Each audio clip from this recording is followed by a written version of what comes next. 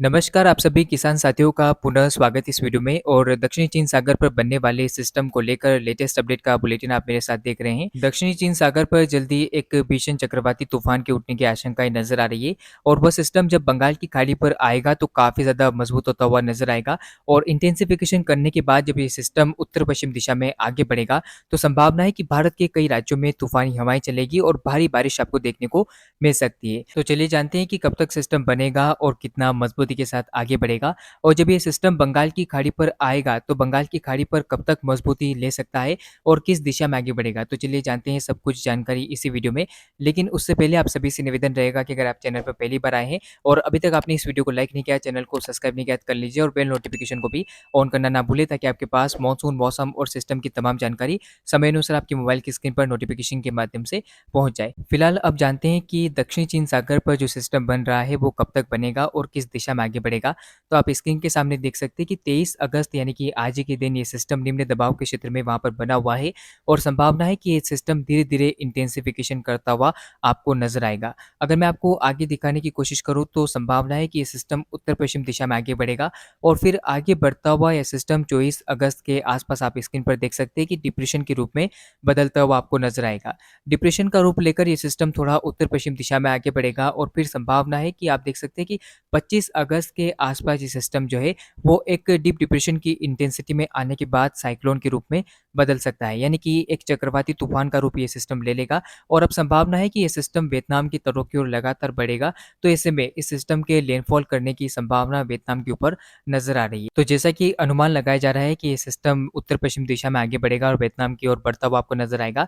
तो आप स्क्रीन पर देख सकते हैं कि उसी दिशा में सिस्टम आगे बढ़ता हुआ नजर आ रहा है। और वियतनाम के तटों के ठीक करीब ये सिस्टम पहुंच जाएगा। लेकिन अगर इसके विंड स्पीड की बात की जाए तो आप स्क्रीन पर देख सकते हैं कि लगभग 70 किलोमीटर प्रति घंटे की रफ्तार से ये सिस्टम आगे बढ़ता हुआ तटों के करीब पहुंचेगा और लैंडफॉल करता हुआ आपको नजर आ सकता है। तो काफी ज्यादा स्ट्रॉन्ग इस सिस्टम के रहने की संभावना है। अब आप आगे देख सकते हैं कि आगे ये सिस्टम किस दिशा में बढ़ेगा। तो आप स्क्रीन पर देखिए कि उत्तर पश्चिम दिशा में आगे बढ़ता हुआ सिस्टम वियतनाम के तटों को टकराने के बाद जब उत्तर पश्चिम दिशा में आगे बढ़ेगा तो संभावना है कि कंटिन्यूसली ये सिस्टम थाईलैंड के ऊपर पहुंचेगा। और थाईलैंड को पार करने के बाद ये सिस्टम जो है वो बंगाल की खाड़ी में आएगा। तो जैसा कि आप स्क्रीन पर देख सकते हैं कि सिस्टम कंटिन्यूसली आगे बढ़ रहा है। और अब आप देख सकते हैं कि सिस्टम जो है वो कमजोर होता हुआ आगे बढ़ेगा। तो कमजोर होने के बाद सिस्टम संभावना है कि 28 अगस्त के आसपास जो है वो थाईलैंड के दक्षिणी भागों को कवर करता हुआ आगे बढ़ेगा। और फिर संभावना है कि लगभग ठीक आप देख सकते हैं कि 29 और 28 के बीच में जब ये सिस्टम बंगाल की खाड़ी के उत्तरी भागों के ऊपर पहुंचेगा तो इंटेंसिफिकेशन होता हुआ नजर आएगा। संभावना है कि 29 अगस्त को यह सिस्टम निम्न दबाव के क्षेत्र में आपको बदलता हुआ नजर आएगा। और अरेबियन सी से काफ़ी ज़्यादा इस सिस्टम को सपोर्ट मिलेगा। उसके बाद ये सिस्टम और ज़्यादा मजबूती पकड़ता हुआ आपको नजर आएगा।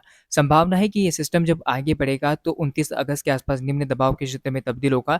लेकिन जैसे ही सिस्टम 30 अगस्त के आसपास आपको आगे बढ़ता हुआ नजर आएगा तब आप देख सकते हैं कि उत्तरी बंगाल की खाड़ी के ऊपर ये सिस्टम जो है वो काफ़ी ज़्यादा मजबूत होता हुआ आपको नजर आएगा। और संभावना है कि ये सिस्टम डिप्रेशन का रूप लेता हुआ आपको दिखाई दे सकता है। तो काफ़ी ज़्यादा सपोर्ट अरेबियन सी से बंगाल की खाड़ी से आने वाली हवाओं के चलते इस सिस्टम को मिलेगा, जिससे ये उत्तरी बंगाल की खाड़ी के ऊपर एक डिप्रेशन के बाद डीप डिप्रेशन की इंटेंसिटी में आपको आता हुआ नजर आएगा।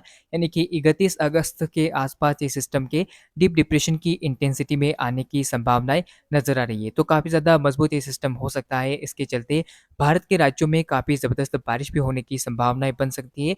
तो आगे अगले वीडियो में हम चर्चा करेंगे कि ये सिस्टम किस दिशा में आगे बढ़ेगा, कितना मजबूत होगा और भारत को किस तरह से प्रभावित करेगा। फिलहाल ये था दक्षिणी चीन सागर पर बनने वाले ट्रॉपिकल सिस्टम को लेकर अपडेट। इस वीडियो में, इस बुलेटिन में इतना ही। लगातार आप मेरे साथ जुड़े रहेगा, वीडियो को लाइक कीजिएगा, चैनल को सब्सक्राइब करना ना भूले। और आपकी इस वीडियो के बारे में क्या कुछ प्रतिक्रिया है कमेंट बॉक्स के माध्यम से भी साझा कीजिएगा। फिलहाल इतना ही। धन्यवाद।